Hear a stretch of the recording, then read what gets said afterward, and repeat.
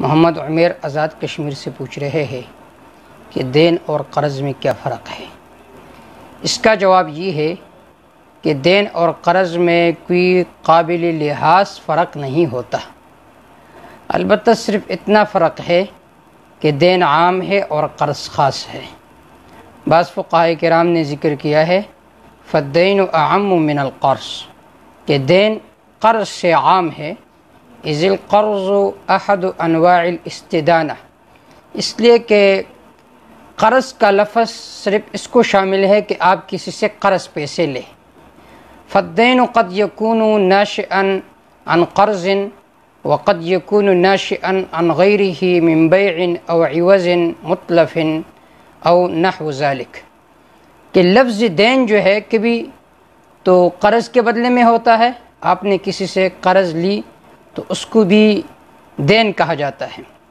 اسی طرح آپ نے کوئی چیز خرید لی اور ابھی تک اس بائع کے پیسے آپ کے ذمہ ہے تو اس کو بھی دین کہا جاتا ہے۔ ما وجب فی الذمہ، جو بھی آدمی کے ذمہ پر لازم ہوتا ہے، چاہے کسی کے قرض کے بدلے میں ہو یا کوئی چیز آپ نے خرید لی اس کے پیسے آپ کے ذمہ لازم ہے، یا آپ نے کسی کی چیز کو ضائع کر دیا تو اس کے پیسے آپ پر لازم ہے، اس کو کہا جاتا ہے دین۔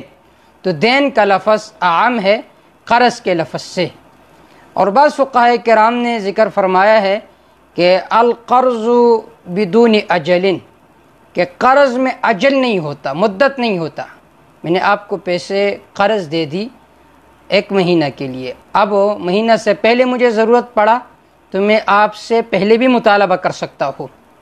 والدین لابد ان یکون باجل، جبکہ دین کے لیے اجل شرط ہے کہ آپ نے کسی سے کوئی چیز خرید لی اور وقت مقرر کیا کہ 1 مہینے کے بعد پیسے دوں گا، تو یہ ہے دین، لہٰذا 1 مہینے کے بعد ہی وہ دکاندار آپ سے مطالبہ کریں گے، اس سے پہلے مطالبہ نہیں کر سکتا۔